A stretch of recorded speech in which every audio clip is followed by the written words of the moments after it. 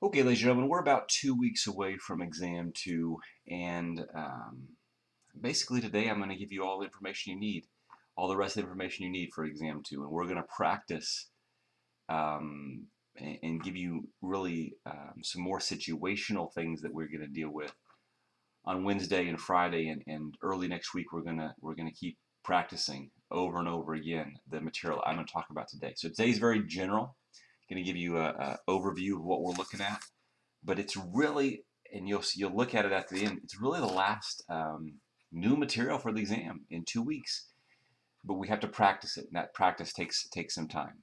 And so we're talking about the first law for open systems. We're going to get that first law equation out for us, and I'm also going to say, I'm going to call this the energy equation.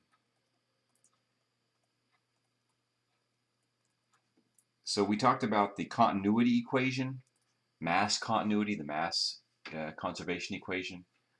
I call it continuity. This one's I call the energy equation, and it's the same energy equation that you've gotten in dynamics and in all your classes. It's the same thing. We just It's not some different energy equation for a different subject. We're just maybe looking at it different, having some different values there. So um, hopefully that can be uh, comforting to you.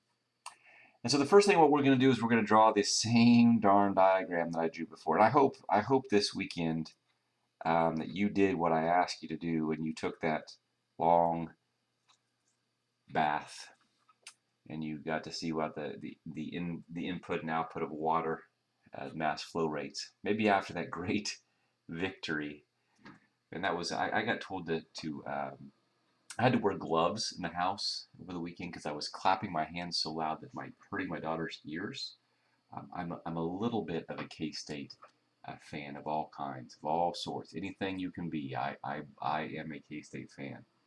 So anyway, um, back to this. So we drew this thing, and we said, let me draw one right beside it. Remember, these are identical containers, and they look identical to me.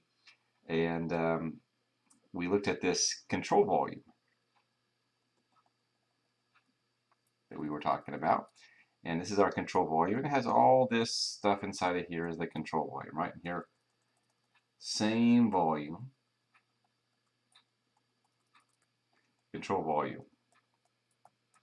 And our first thing was at time t. Time t. Make sure when I look down, I get I want you to see the full baldness when I'm looking down. So we got to make sure I'm scooting over here. Um, we have this mass coming in. Okay, this mass coming in, and what we want to do is we want to look at the mass coming in, and then we want to look a little bit later at time t plus delta t, and after that mass goes completely into the system, now it's going to be pushing out an equal but opposite amount of mass exiting. Okay, that's what we drew that before. Drew that before we talked about mass continuity. But now what we're going to say is not just math, it's bringing with us some energy. Some energy is coming here with us. So we can say now the energy at time t is equal to the energy of that control volume at time t plus the mass that's coming in is going to bring with it some internal energy and some kinetic energy and some potential energy. Okay, the three types of energy that we know about. Okay, so let me write here. I don't even have to write this. Internal, kinetic, potential. And it makes sense. That mass is going to bring that with it. Okay, it's just going to bring it with it. And there's going to be some energy inside that control volume because of the water, the air, the whatever's inside of it. Okay, and it makes sense that at the energy at time t plus delta t, you are going to have the energy of the control volume at time t plus delta t. And you are going to have plus the mass exiting times the internal energy exiting plus the kinetic energy exiting plus the potential energy exiting. Remember, we're watching that same amount of mass, the mass coming in and the control volume, as it pushes into the control volume. So equal but opposite is going to be pushing out, and we want to track all that energy. Okay. And so we're going to write this equation. We're going to write that delta E is equal to Q minus W.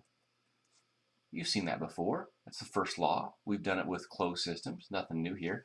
But now our delta E is going to look like this. It's going to be energy at time t plus delta t minus energy at time t is equal to Q minus W. So E2 minus E1, just like we had U2 minus U1. Or, you know, we had we had the delta E, you know, we had the delta E. So, but now we have to expand it. We have to put all that stuff in there. So we're going to do a lot of writing here. And I understand if you, I mean, you're at home, they're not forcing you to write any of this stuff down. Sometimes that writing down is a good way to connect the information to your brain, but I understand that that may not be something you want to do. So just watch and understand where this comes from. Okay.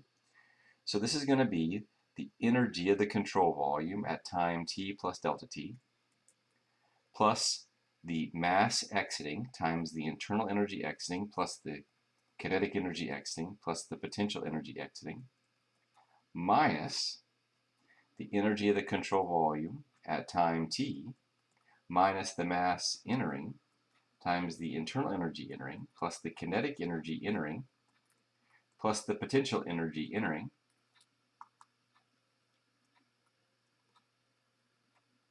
and that's going to equal Q minus W.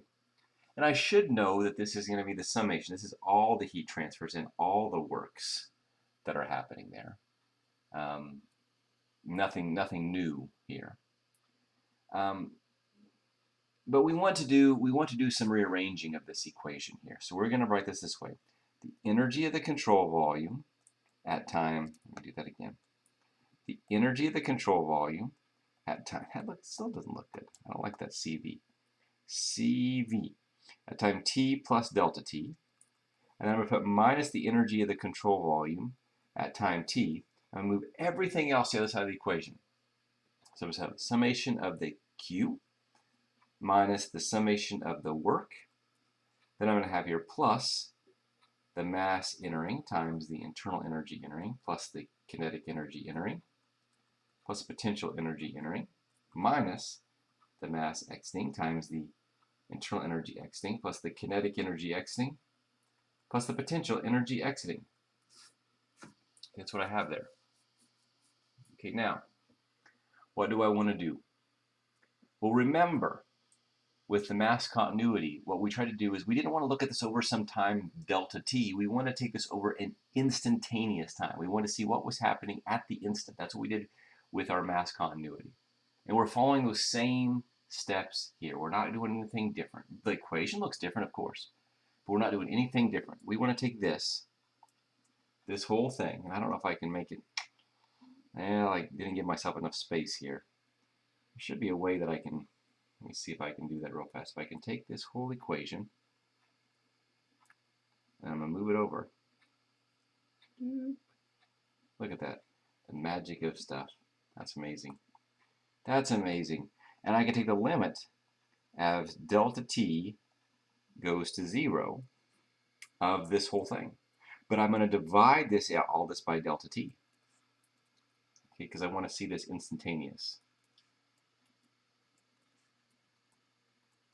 That's what we're going to do. Okay? So when I do that, you know what the first term is. You know that first term, this is going to get turned into the definition of the derivative.